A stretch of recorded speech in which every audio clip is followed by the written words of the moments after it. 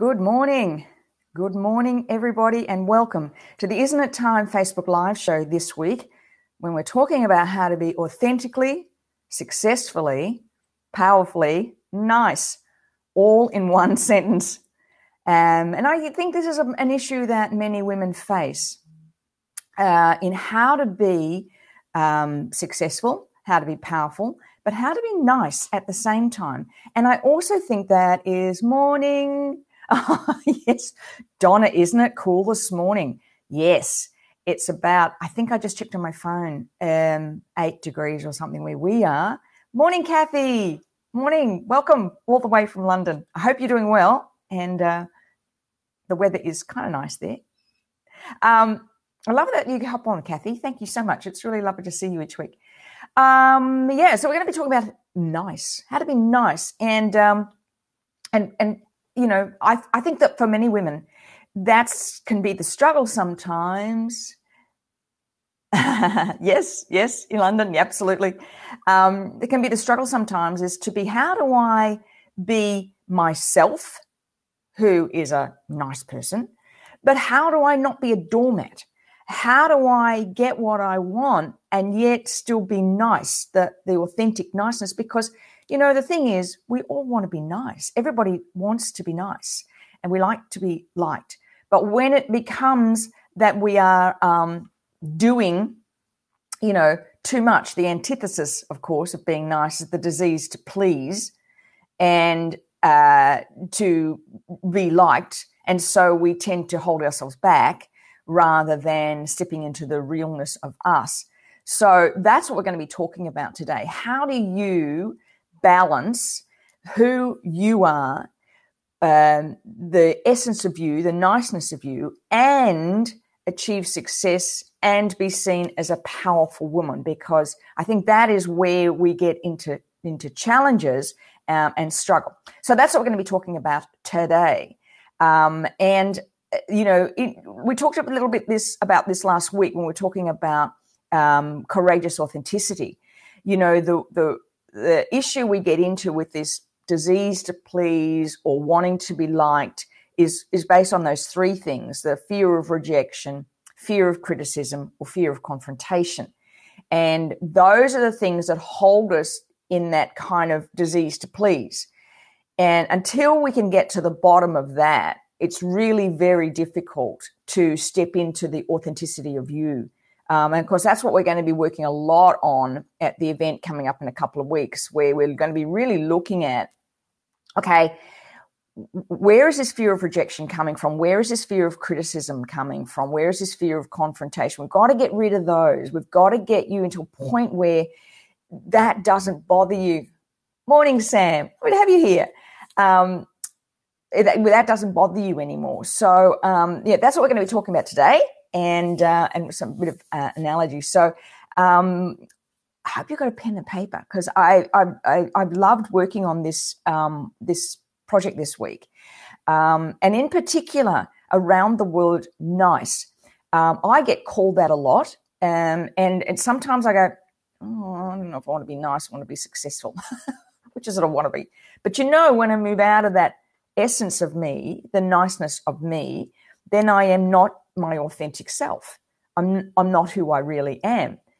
And so I want to talk a little bit today about my son, David. And this is where this kind of aha came for me this week when I was working around the essence of what is niceness? What is it? And what really came up for me is being nice is not about you at all. Being nice is how you make people feel. Many years, for those of you who don't know, my eldest child, my son David, was diagnosed on the autism spectrum in 1997. So he was 12 when he was diagnosed, and we didn't know what we were dealing with. You know, those days, gosh, the internet was only a year old when he was diagnosed, and I found the diagnosis myself doing my own research. And there was one doctor in the whole of our city in Brisbane that was diagnosing children at the time. That's how far we've come. But David used to say all the time, she's nice. I like her, she's nice. And when I was thinking about that this week, I thought, what is it that it was about the people that he used to say nice about? Now, he would talk about that in particular about teachers. Either she was a nice teacher or she wasn't a nice teacher. But in each of those times, those years, he actually did very well with a nice teacher. So we looked at, okay, what was it about that person that he was really responding to? And one was they were non-judgmental. They were non-judgmental. They didn't judge him. Remember, as I said before, we didn't know what the diagnosis was. So we were flying kind of blind. And I didn't know what it was. But they weren't the person that judged him for his behavior. They were the person that really tried to get to know him. So that was the first thing, was this non-judgmental. And then the next thing was they were insightful. They were the type of people who could say, well, you know what, let's try this. Or I can see he's struggling with that. Let's look at how I can bring my expertise, the insightfulness of my expertise, into how I adapt it to him. The next thing was that they were compassionate. You can see a theme, N-I-C. They were compassionate. It meant they wanted to help. They could see that he was struggling and they wanted to help. And the last one was he was empathetic. They really tried to walk in his shoes. And it was amazing when I was putting all this together, I thought, non-judgmental, insightful, compassionate, empathetic. Nice. That was what he was experiencing. He would say this person was nice. And really it got to be about how he made people feel. Whether or not they were a nice person, whatever a nice person was, those were the aspects: non-judgmental, insightful, compassionate, and empathetic. And really, that's what nice, N-I-C-E, is all about. It's about being authentically you, powerfully nice, because you're not judgmental. You're not judging another person. And especially if you are in a sales situation. You know, my husband and I had this chat about this when I kind of pulled this all together yesterday. And I said, you know, that's what you do. He's a very successful commercial real estate salesman and now mentors other people as well in sales. And he's very non-judgmental. You know, when he's sitting and listening to somebody, what he's doing is he's listening to what they want, and he's listening to what the buyer wants, what the vendor wants, in a non-judgmental way. And he's insightful, bringing his intelligence into it and figuring out what they want and how we can do to help, and empathetic for what the path that they're on. He does it naturally. And really, that's what it is. And in order to be courageously authentic, purposeful, and in alignment, we can mirror that. Because here's the thing about niceness. It's not about you giving all the time. It has to be balanced giving and receiving, so there's mutually successful outcomes. And that's where if you shift into that kind of doormat people-pleasing aspect of niceness, is that you're the one that has no energy left. You're the one. So nice is about being non-judgmental, insightful, compassionate, and empathetic, because, as I said before, it's about how you make other people feel. But big but. It can't be if you're the one that has no power, if you walk away with no power. So how we do that? Let's look at how we do that. First of all, listen with the intent to understand. This was a huge thing. I studied the 7 Habits of Highly Effective People. And if you haven't had a look at that before, I Google that with Stephen Covey. Fabulous program, 7 Habits of Highly Effective People. And one was to be listening with the intent to understand. And that's what's exceptionally important. You know, it's about asking those open questions. And one of the things we actually cover in the Reclaim You seminar, because this is what we do in EFT a lot, where we're asking open-ended questions all the time. When I'm working with a client, I'm actually not telling them what to do. I'm helping facilitate them to create their own solutions by open-ended questions. And when you respond to empathy statements, it's how to respond with empathy. Yes, I understand. No, and I mean really understand. You can get into their skin almost. And you stay focused on that person only. So when most of us, many of us, Listen with the intent to respond. We're waiting to respond. Instead of listening with the intent to understand, you're sitting back, allowing a space between what they say and your response.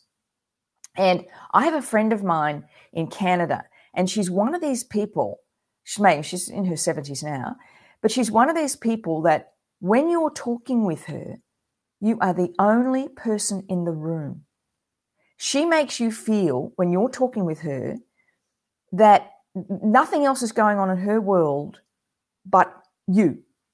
And it's amazing art. She just validates you. She makes you feel so validated. And people always talk about Judy being nice. And that's what she does. She listens to you. She thinks about what you say. She'll ask those open-ended questions again.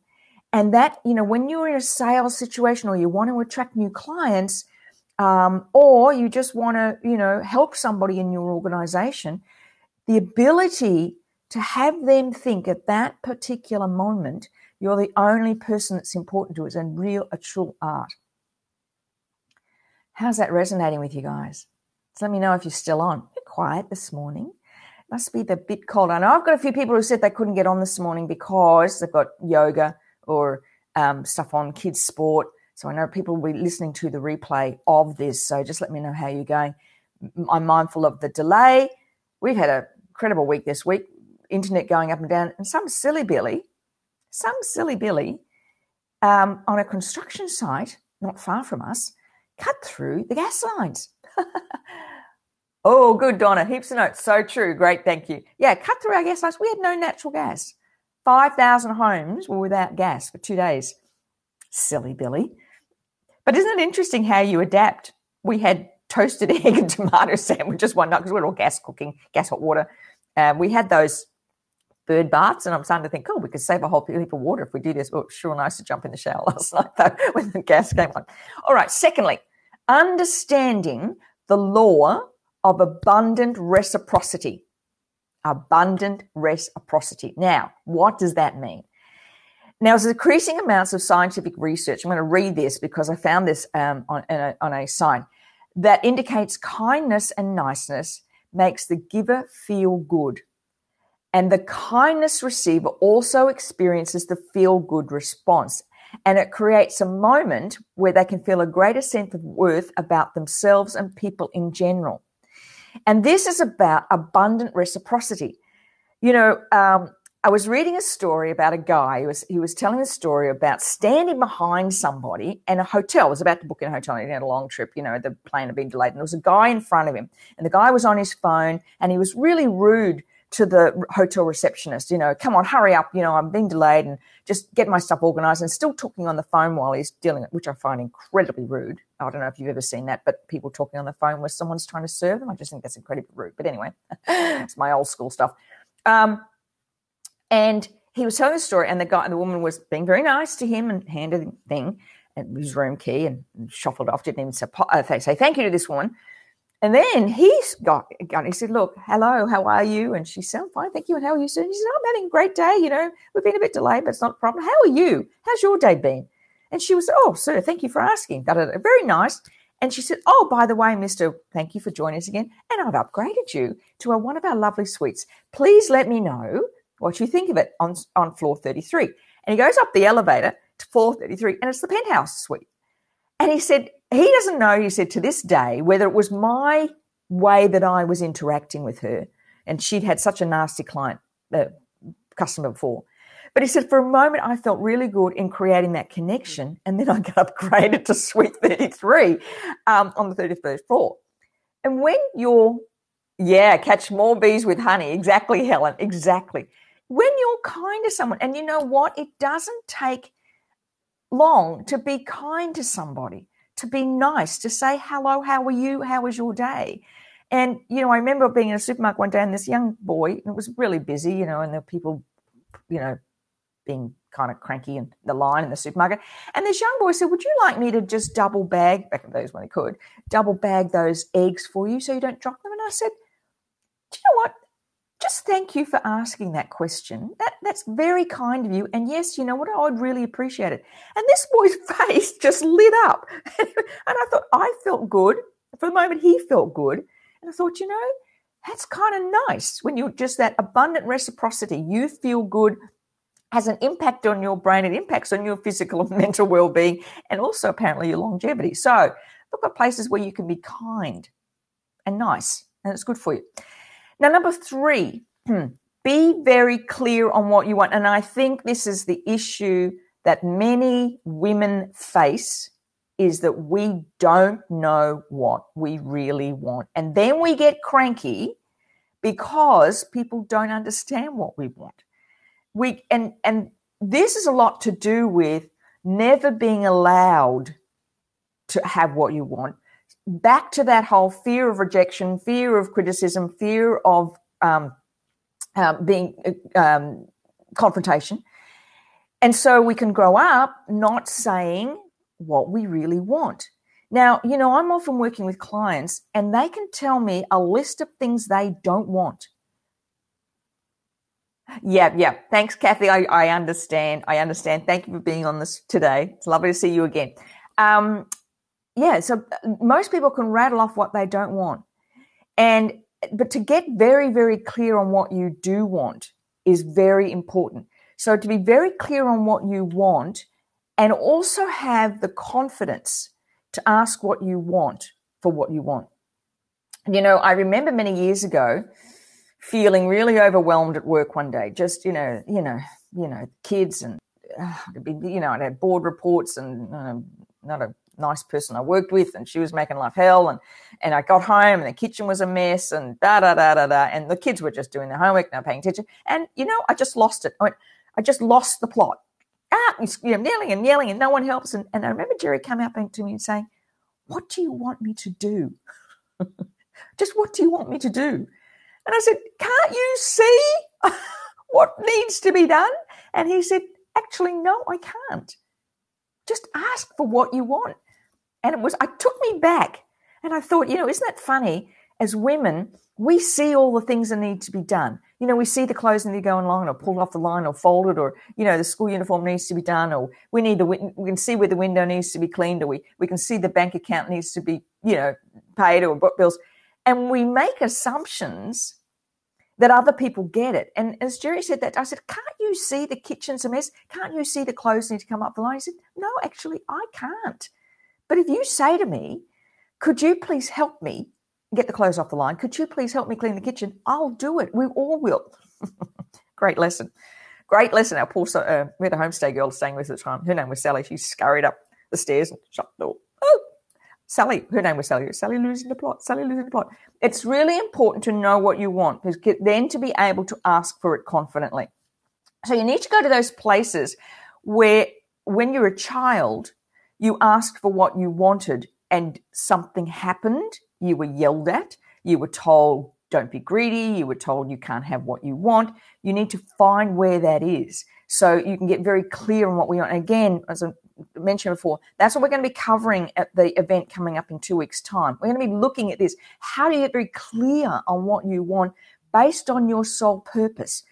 Your soul purpose. What is it you are here to do? What is it? And then when you get really clear on that, you can move into that balanced giving and receiving. You can be confident in asking for what you want. And that's what's really important. And the last one in our show today is stop trying to be somebody else.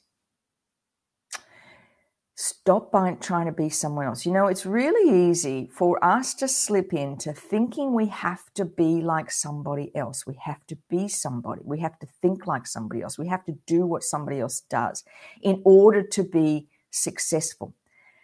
But authentic success, that authenticness of you, is when you bring your whole self, to the table.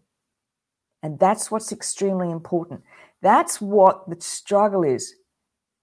Yeah. Never compromise when you are to satisfy someone else. Absolutely. Absolutely. And you know what, Donna? For many of us, we fall into that so easily. We don't even know we're doing it because it's a pattern we set up as in children, as a child. We set that pattern up. We we take on the disease to please at a very young age. Little girls in particular take on that disease to please at a very, very young age, and it becomes so much a part of us, and sometimes it can be in the people that we choose as partners. I mean, I can't tell you the number of people I have met in my life, women in particular, who have said when they were the night before their wedding, they knew that they were making the wrong decision, but it was all too late. I can't tell you the number of people that I have come across who've said that. And, but the wedding was ready to go, so never having the courage to speak up, because we're getting back to what is it you really want? I want to be loved for who I am. That's it, really, isn't it? I just want to be loved for who I am. But if you don't know who you are, how can anybody love you? But if you come from a family where you didn't have that, that is the challenge. So it's about understanding where my disease to please comes and where I am on the other side of that, causing drama in my life because I'm not getting it. So it's about the depth of those questions that you ask, because it can get really complicated. You can have this kind of veil. We call it in EFT, we call it psychological reversal. So you don't really you're kind of doing things because of something, and you don't quite know what the because of something is until you get really deep and start asking those really powerful questions. And you often need somebody else to do that for you. So it's about, who are you? What is your essence that you bring to whatever you are doing? Because people connect beautifully heart to heart, soul to soul. You've met those people in your life that have just connected heart. It's like you've known them all your life. I met a woman a couple of weeks ago, and we just connected. It was like we've known each other all our lives. It was just this, and it was two, I look back and it was just two truly authentic women coming together without any pretense. I was who I am. She was who she was. She's worked on herself. I've worked on myself. And we just are. And it was, you get that. You've come across people like that, right? You just think you've known them all your life because they just respond. And that's getting back. We're talking about nice, non-judgmental, insightful, compassionate, empathetic. You're ready to listen to somebody else's story. You're ready to walk in their shoes. You're ready to not judge them. And that, when you bring that to a career, when you bring that to a team, if you're in a multi-level marketing team and you're a leadership, if you bring that into your family, listening non-judgmentally, people will tell you that you're nice, because it's about how you make them feel. And then I'm going to add one more thing to this. Where are you being NICE, non-judgmental, insightful, compassionate, and empathetic, to yourself?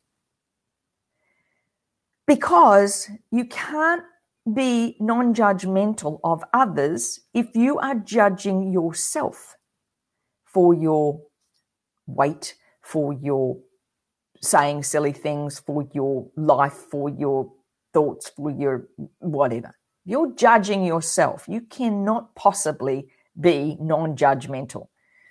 If you are not being compassionate and empathetic to yourself, kindness and compassion to your beautiful self, as Dr. Joe Dispenza says, you can't possibly have kindness and compassion for others. It starts with you. You mirror it. I've mentioned this numerous times. We talk about the Heart Math Institute research, where your heart essence, the essence of you, resonates out about 9 feet or 3 meters. And, I always explain it when I'm talking to a seminar. It's like if you walk into a room and two people have been having an argument and they stop talking, you go, whoa, you can feel the energy.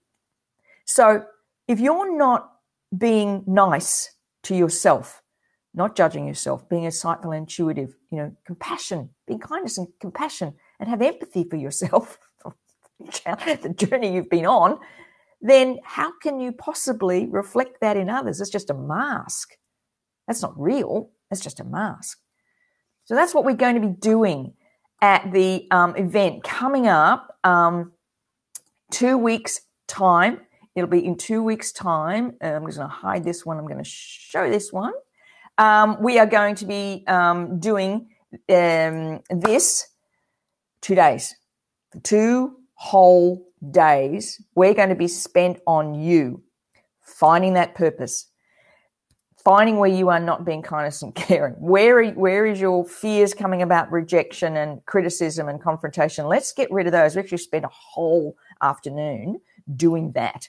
And then the next day we're going to be, rounding it up. How do you put this into your business? How do you create whatever you're doing, success in any area of your life? That's what we're going to be doing, those practical implementation strategies on the Sunday. So it's not just a woo-woo seminar. As a friend of mine saying, it's the woo-woo with the how to do. We're going to kind of get really deep. We're going to figure out what's going on here, what's holding you back, where the self-sabotage is coming from, and we're going to be reclaiming your extraordinary self. Now, it's the 16th. So the early bird is only open for 4 more days. Early bird finishes on the 20th, just in time for the shortest day of the year. And so that's coming up, the event. So click on that link, head over, have a look. If it's something you think, it might be really resonating for me, but I don't know, am I in this place where I'm ready for it? Just PM me. Let's have a chat, see if it's right for you. I'm happy to have a chat, but it's the event coming up. It's really, I'm looking forward to just spending 2 whole days with you, just 2 whole days with you to really just, help you be authentically you. Good morning, Sandy. Help you be authentically you. What does that look like? What does that mean? What does that mean to step into your own power? What does that mean to find your soul purpose? Oh, and I've been doing so much radio interviews on this week. If you don't know, I'm on 24 radio stations around Australia each week, life coaching. We had a lot of chats this week. I did 2 ABC interviews this week as well. And they were asking me about soul purpose. It's really interesting. And they were quite younger, 2 of them were younger interviewers, were really interested in what it was and about their gifts. And, they're kind of closer to that, knowing what it was, that, when you were left to play authentically in that space when you were younger. And it was really interesting to hear their take on it and why they felt so many young people actually move careers now because they're looking for that connection. I just thought that was really interesting. So the event coming up, PM me if you want more details. We're going to do a quick tapping session. We are 2 minutes to the top of the hour. We're going to do some tapping this morning on giving yourself permission to be nice. I'm just going to have a sip of tea at the moment because it's a bit dry in here today. I don't know what the humidity is, but it's about 0. I also had a late night last night. I went and saw what was it called again? Curious Incident of the Dog in the Nighttime. Really, really cool. Really cool. Anyway, a late night for me. All right. Let's do some tapping on fear of being myself. Fear of being nice. I just want you to go a little bit deep on this and just write down on a scale of 1 to 10. What is their fear around being yourself? Try and think of a moment where you were, as a child, where you were not yourself, or you were yourself and somebody laughed at you or yelled at you or, made it really uncomfortable and you then tried to please somebody else. Okay, here we go. Let's do this quick. Lovely to have you here, everybody, too. Even though it's early in the morning, I know. And hello to all those who are watching this later. All right, even though I have this fear around being myself. I remember that time when I tried to be myself and it made me feel sad, unhappy, frightened, whatever it is. I deeply and completely accept myself and how I feel. Even though I have this fear sometimes about being myself, about speaking my truth. I deeply and completely accept myself and how I feel. Even though I have this fear around being myself, And I remember that time I deeply and completely accept myself and how I feel. Okay, here we go. Fear about being myself. That time I was myself and I felt scared. That time I was being myself and I felt really scared. That time I felt embarrassed to be myself.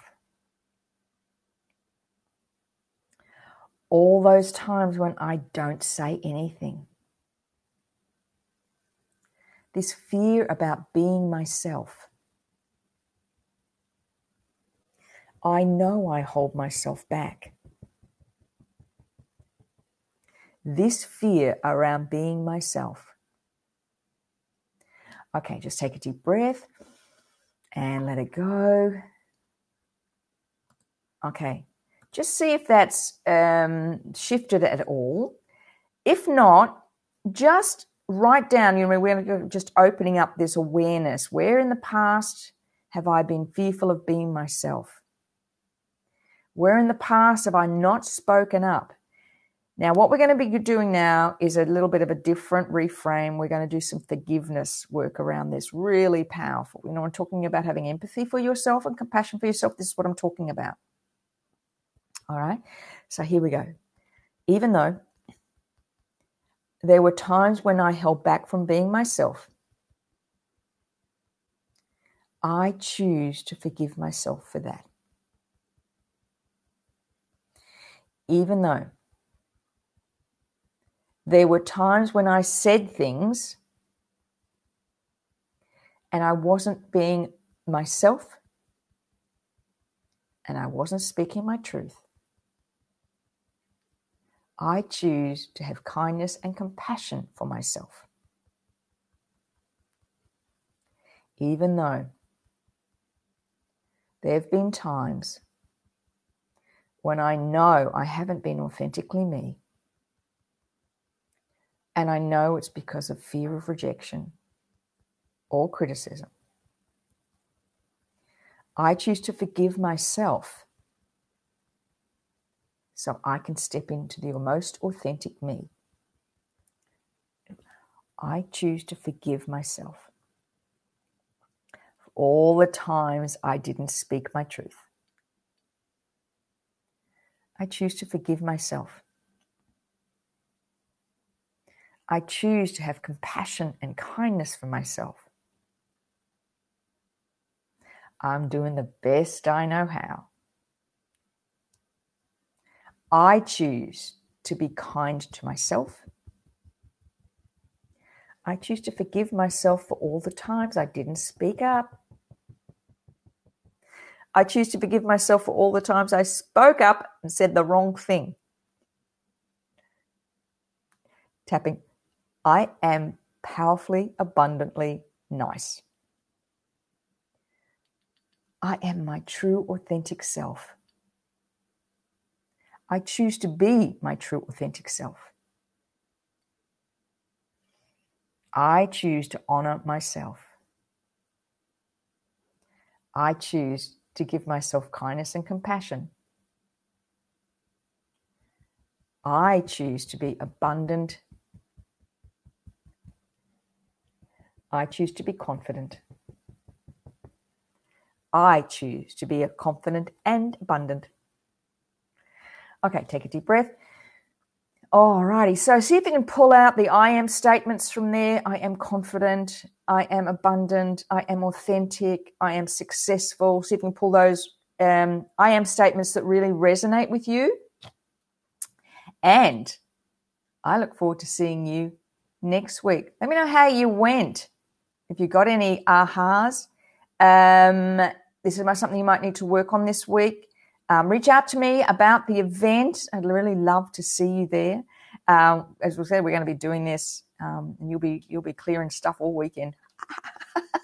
Oh, I love it. I love it. Have a wonderful weekend, everybody. Be your authentic self. Nice, non-judgmental, insightful, compassionate, empathetic, not a doormat. Promise me you won't be a doormat. All right, everybody. Have a wonderful weekend, and we'll see you next week. Bye for now.